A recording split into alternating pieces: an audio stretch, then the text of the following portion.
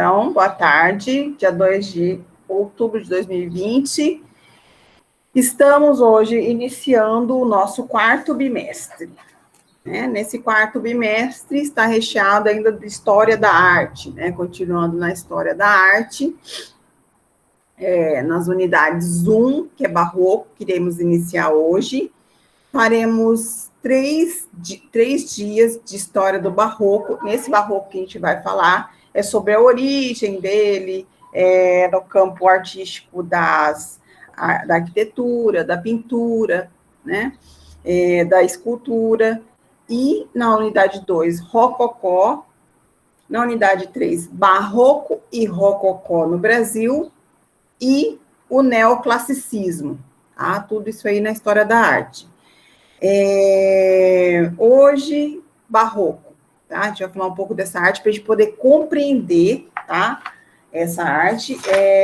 Na página 118, se quiserem acompanhar, na unidade 1 do livro 4. Tá? Esqueçam agora o livro 3. Eu passei o gabarito, tá, para vocês, não sei se vocês observaram, se não me engano, são 3 folhas só, porque tem muitas respostas, muitas perguntas que eram respostas pessoais. Aí como então, é pessoal... professora, você disse que tem muitas pessoais, mas tem algumas que não é pessoal, que você não mandou. Então, que não era pessoal, eu mandei. Não, tem umas que ainda depois não. Você me fala, então, quais são as folhas que ficaram faltando, tá? Que aí eu separo e mando para vocês, tá? O que não foi, tá? O que não é pessoal, eu mando para vocês. E o que era para fazer, né? Porque teve algumas atividades que eu falei que não precisava ser feito, né? Então, aí você verifica certinho e me informa, tá, Letícia? Então, vamos lá.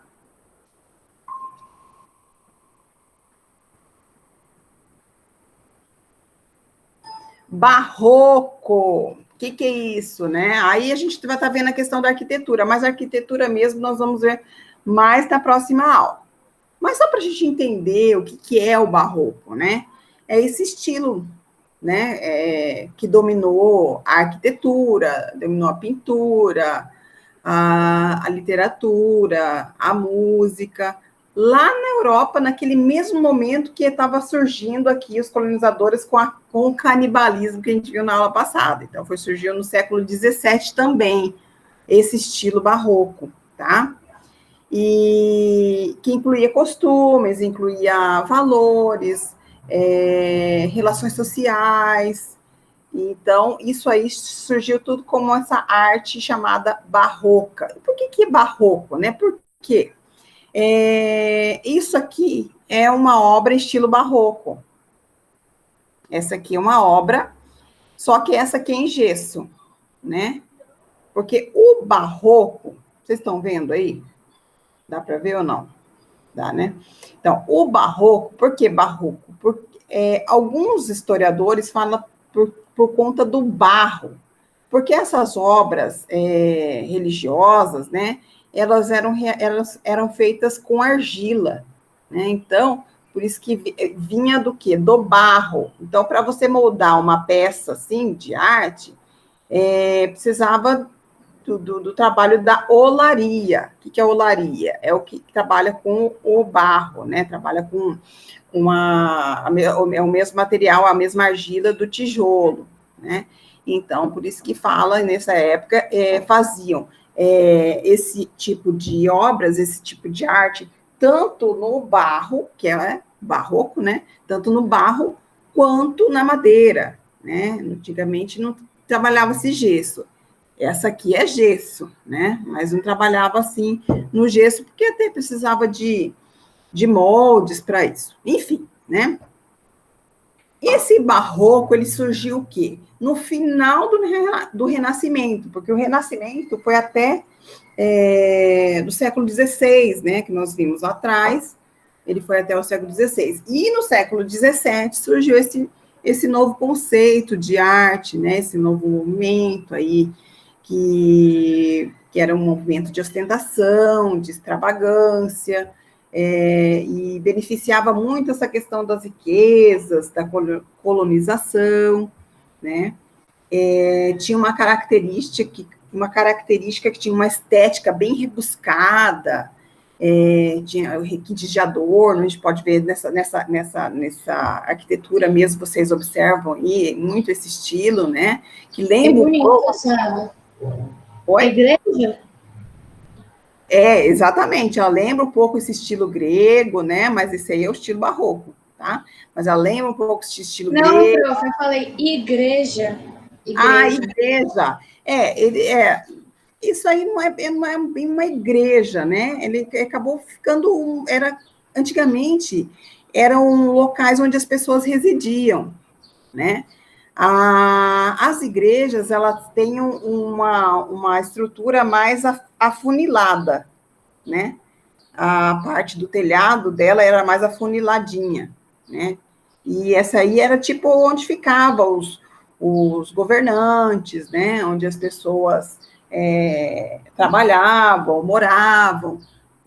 Acabou com o tempo, é lógico, virando museu. Hoje em dia já é museu, né? Não tem mais moradia, nem trabalho nesses locais, né?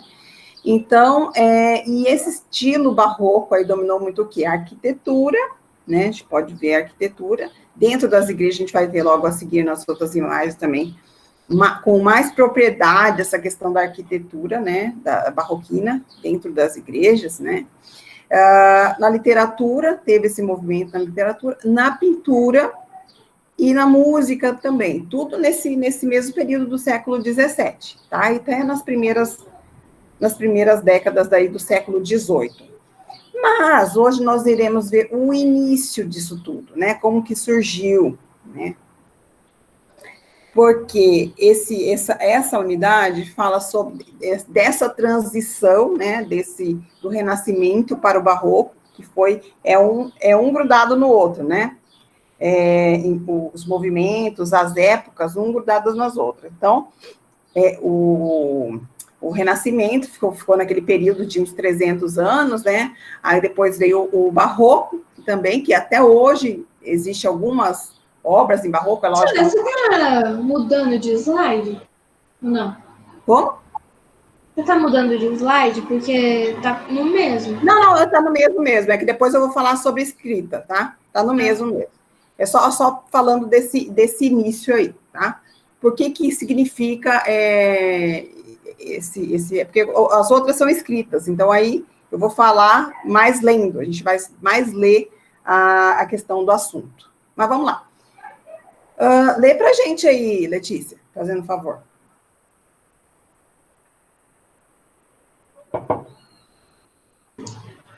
O barroco italiano... calma aí. O barroco italiano foi um estilo artístico da aparência que surgiu na Europa, Itália, no final do século XVI, acho. Isso. Vigorou na Itália do século XVII até o século XVIII e se difundiu para a América Latina. Durante o século XVII, né?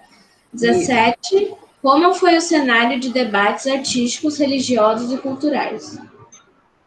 Então, muito bem. Então, para a gente memorizar, o barroco veio do grego, barros, tá? Inclusive, muitas peças, essa arquitetura que vocês estão vendo, essa escultura que vocês estão vendo aí mesmo, ela tem muitos traços gregos, né? Mas o barroco não tem nada a ver com o grego, tá? O barroco tem um estilo próprio, ele lembra só, né? Então, o barroco, ele veio do grego barros, né? Barros significa pesado, é uma obra pesada.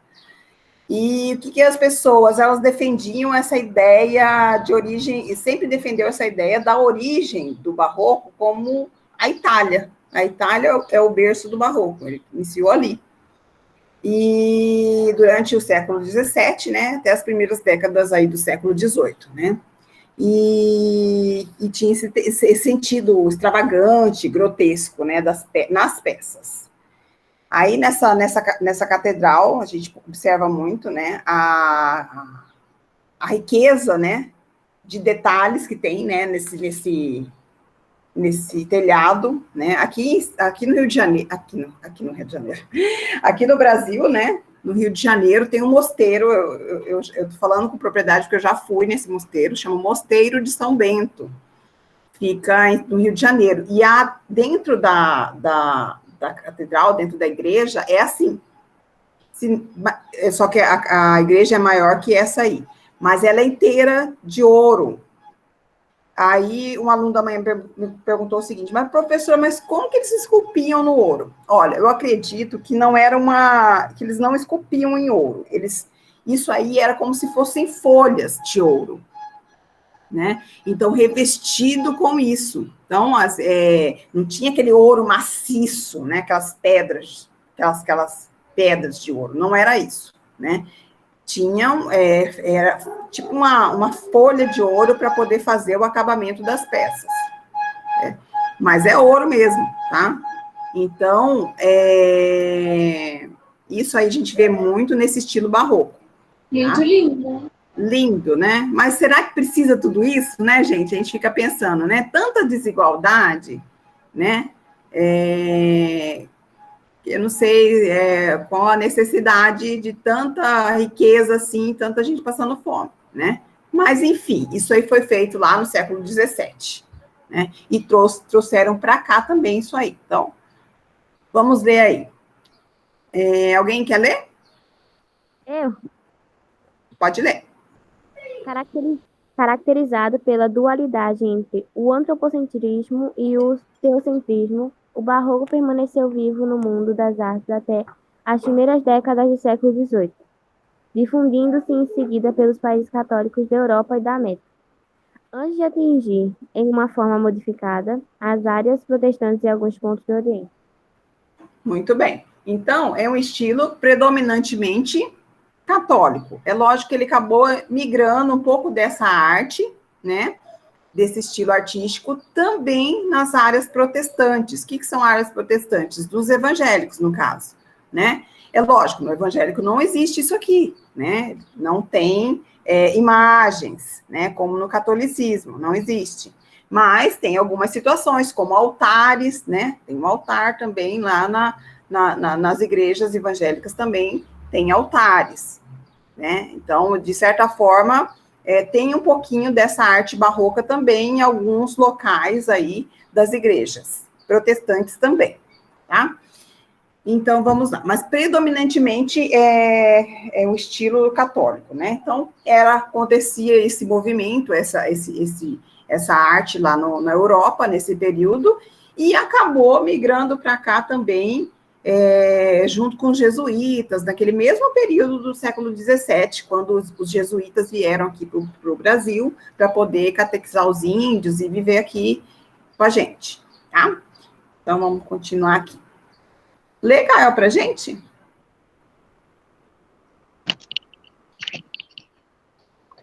Barroco, também chamado de seiscentismo, carregado de riqueza de detalhes e o exagero.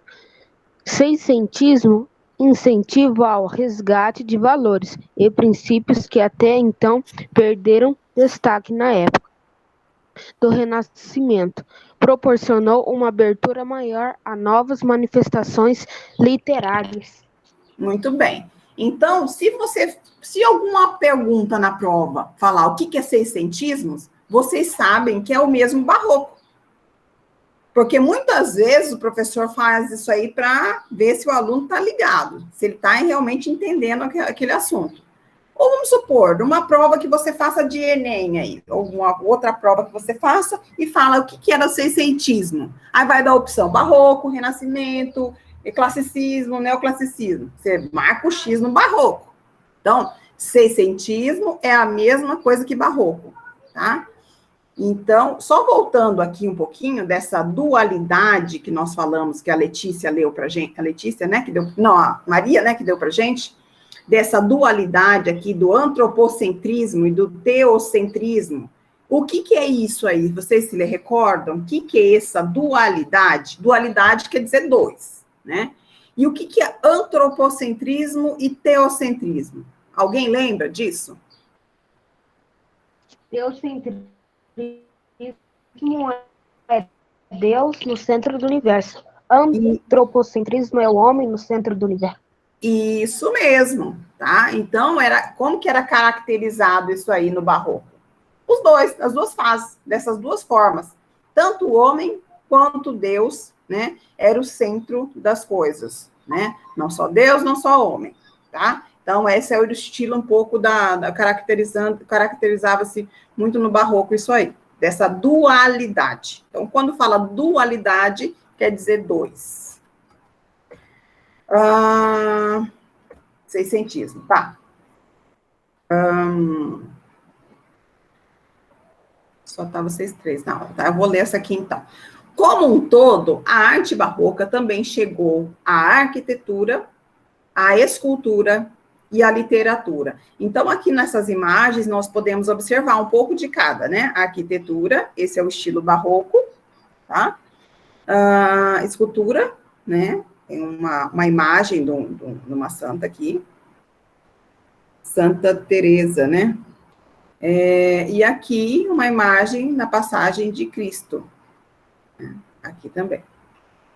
Porque o barroco, ele, como era um estilo religioso, então ele pintava sempre cenas religiosas, né? Dificilmente você vai ver um estilo barroco com outro tipo de obra. Então, a característica da arte barroca é religiosa. Mas durante a aula a gente vai ver essas características aí. Então, continuando a leitura aí. O que seria uma forma de democratizar a arte que deveria chegar a todos? Virou um movimento intelectual. É considerado um período de contra-reforma católica na arte, que perdurou entre 1590 e 1720, refletindo as tensões católicas na época. Aquele período de Martim Lutero, né, que estava se ganhando o espaço, o protestantismo nesse período. Então, foi aquele movimento, aquele momento da Igreja Católica muito conturbado, né? Porque até então a Igreja Católica que tinha o domínio de tudo, né?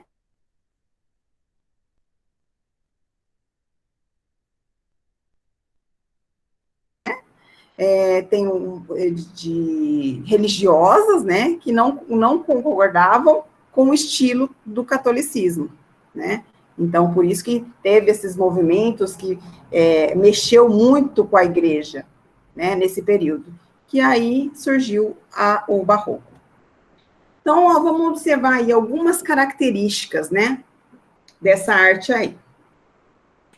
Religiosidade, em primeiro lugar, né, realismo, a busca da fé por meio dos sentidos, dos sentimentos, você olhar aquela imagem, né, você se chocar ou não, né, porque não tem só imagem bonita, né, nós vamos ver logo mais uma imagem feia, né, umas telas não são tão bonitas, mas que, como não existia foto naquela época, naquele período, era a forma que ele se manifestava. Então, era a forma de retratar o que acontecia, né? Ou momentos passados, né? Na época de Jesus, né? Momentos da vida dele, né? Do que acontecia na época, né? Então, a busca da fé por meio dos sentidos, grandeza, sensualidade, forte conteúdo emocional, teatralidade, a gente vai falar um pouquinho disso, representação do infinito, efeito unificado e representação do espaço em movimento. Valorização das luzes e sombras. Isso é muito característico, tá, gente? Claro e escuro. Isso aí vai ser sempre na arte barroca. Vocês podem observar. Tem o fundo nessa imagem aí que a gente está vendo aí, refletida na água, né? Tem o fundo total escuro e tem a imagem clara, tá? Ou vice-versa. Tá? Então, essa é a característica muito marcante do barroco. Mas as principais, vamos falar das principais. Grandiosidade, né? Vamos falar sobre a grandiosidade. Essas catedrais com o teto totalmente pintado, né? Com esse estilo religioso, né? Monumentos gigantescos, né? Tem essa grandeza. teatralidade. O que é essa teatralidade? Lembrando lá no século XVII, quando os jesuítas chegaram aqui no Brasil, lembra como que eles se relacionavam com os índios? Eles faziam esses tipos de peças teatrais para ensinar os índios a serem catequizados, para eles conhecerem a vida de Jesus. Então, por isso que aí eles faziam teatro, né? Faziam as manifestações para facilitar o entendimento deles, tá? Então, nessa arte barroca existe muito essa teatralidade. Dentro das igrejas, quem já foi em igreja grande pode observar, até mesmo das pequenas, algumas fotinhos das épocas das passagens de Jesus, né? É uma forma também de manifestar como é que foi feita como que foi aquela passagem, como que foi aquele martírio, né? Aquela situação. É uma forma de teatralidade.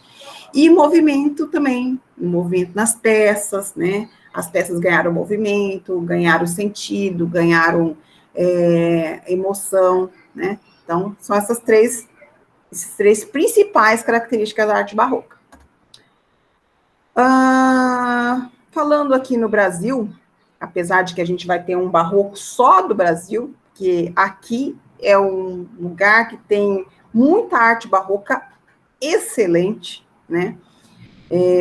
Lógico que a gente herdou isso aí dos nossos colonizadores, né? Mas tinha gente capacitada, extremamente capacitada para poder desenvolver essa arte barroca. Mas esse aí vai ficar mais para o quarto bimestre, né? Quarto bimestre. Para a unidade 3, né? Que vai ser o barroco do Brasil. Mas só para falar sobre a literatura, que quase a gente não fala nessa questão do barroco na literatura, vamos falar rapidamente aí sobre esse Bento Teixeira. Tá? Esse Bento Teixeira, ele é fundamental nessas provas de Enem, tá, gente? Sei que vocês estão bem distante disso, mas isso aí é conhecimento que fica, ninguém tira, né? Então, vamos entender, o barroco no Brasil tem início no final do século XVII. No país, essa tendência artística teve grande destaque na arquitetura, na escultura e na pintura. E literatura, tá?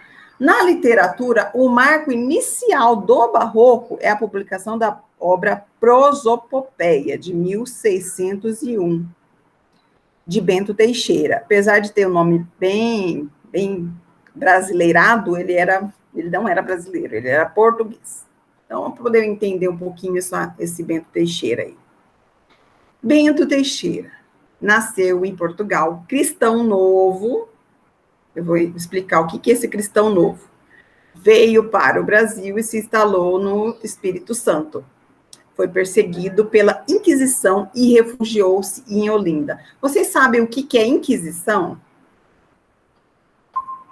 Já ouviram falar nessa Inquisição? Já, Gael? Como assim? Já ouviram falar nessa palavra Inquisição? Nunca. Sim, mas eu não sei se... Eu também. Olha, gente, a Inquisição era o seguinte: as pessoas que eram contra a Igreja Católica, elas eram consideradas fora do contexto, vamos dizer, uma forma fácil da gente compreender. Ela estava fora do normal das outras pessoas, né? Então, muitas delas, que não eram da Igreja Católica, eram considerados bruxos, eram considerados ateus.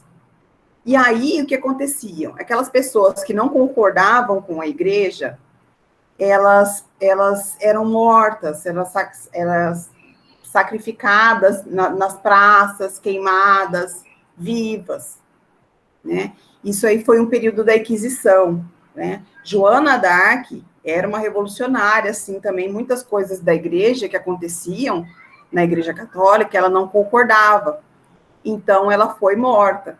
Então, naquele período também não se lia, as pessoas não podiam ter um livro diferente que não fosse a Bíblia, tinha que ter a Bíblia, não podia ter um outro tipo de livro, se tivesse, estava errado e podia ser queimado o livro e queimada a pessoa junto. Então, foi esse período de inquisição, esse período de inquisição que aconteceu, né, na Europa. Então, voltando aqui.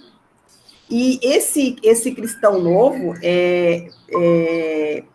provavelmente, né, ele era o quê? Um protestante, né, por isso que fala cristão novo. Ele não era católico, então ele foi perseguido pela essa Inquisição e refugiou-se em Olinda. Então ele saiu daqui de Portugal tal, e veio para cá, para o Brasil, em Pernambuco, né? Foi preso após admitir sua crença judaica. Ele era judeu. Escreveu Prosopopeia na prisão em Lisboa, mas só foi publicado após sua morte. Só escreveu a obra durante toda a sua vida. Então, esse foi o Bento Teixeira, o português, na questão literária, da literatura, né, barroca, tá? Aqui duas obras, né, Pietà, de Michelangelo, do período lá, do Renascimento, mas do estilo barroco, religiosa, que era o estilo religioso, barroco é o estilo religioso, tem religiosidade. E aqui uma obra de Aleijadinho, isso aí tem no livro de vocês, nessa primeira página aí da unidade 1, né? Estilo barroco aí, é a mesma obra, tá? De Aleijadinho. Depois a gente vai falar um pouco da história dele na unidade 3. Tá. A pintura barroca integra o conjunto de manifestações artísticas ocorridas no período denominado barroco. Esse período começou em 1600 em Roma, na Itália, e espalhou-se por toda a Europa. Posteriormente, chega também ao continente americano, e com a vinda dos colonizadores portugueses e espanhóis, surgiu junto com outras manifestações barrocas, como a escultura e a arquitetura. Então, essa aí é do italiano Caravaggio. Esse Caravaggio é um dos maiores artistas barroco, do estilo barroco. Tá? A gente vai ver essa outra obra dele, desse estilo barroco. A nossa aula vai até, só para não me perder, eu sempre estou perdida com esses horários, 50, né? E mais 6 minutinhos. É o tempo da gente terminar essa Davi com cabeça de Golias aí. Essa obra aí, ela está no livro de vocês, na página 120, tá? Gael, lê pra gente, por favor. A história de Davi e Golias, contida na Bíblia hebraica, narra a decisão do impasse entre os exércitos dos filisteus e dos israelitas, com um único duelo entre seus representantes. O pintor utilizou as características de seu estilo, o jogo de contraste, claro, escuro, e a iluminação não uniforme, Dramaticidade. E realismo. Davi, que não é representado em uma forma étera ou divina, e sim como se fosse um menino das ruas italianas. Sua expressão contém a de dever cumprido. Muito bem.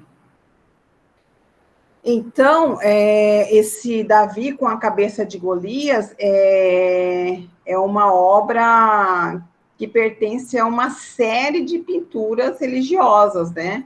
Realizadas pelo Michelangelo Merisi, tá? De Caravaggio. O nome dele é Michelangelo Merisi de Caravaggio, tá? Ou só Caravaggio, né? O que acontece? Ele cria um Davi que assume uma pose tradicional, né? De justiça, com essa espada na mão, né? À direita, e com a mão na cabeça do gigante. Esse Golias era um gigante. E segundo alguns relatos, ele tinha 2,80 metros, se não me engano. E a gente pode observar, isso aí está na Bíblia, né, gente? A gente pode observar essa... Ui, tem um passarinho aqui dentro de casa, acredita? Tá aqui dentro. Não sei como ele entrou, olha, um João de Barro. Ai, saiu. Ai, graças a Deus. Saiu, né, Chico? Então, voltando, desculpa, gente, o passarinho me desconcentrou. Então, esse Golias aí, ele tinha 2 metros, segundo alguns relatos, ele tinha 2,80 metros de altura, né? Então, por isso que essa cabeça gigante, apesar de que o braço dele está esticado, então ele está mais próximo da cena, né? Está mais próximo, está na frente. Mas mesmo assim, a gente nota bem maior do que a cabeça de Davi, né? E por que ele fala desse dramaticidade e realismo? Era essa questão de drama mesmo estando assim, dá a impressão que ele não estava com pena, né? Não estava com muita pena do Golias. Mesmo assim, ele morto, né, com a cabeça decepada, você vê o sofrimento, né, do Golias, mesmo só com a cabeça, né? Então, por isso que eu falo, nem tudo na arte barroca é bonito, né? Mas, enfim, precisava ser retratado, porque não tinha máquina fotográfica para retratar isso.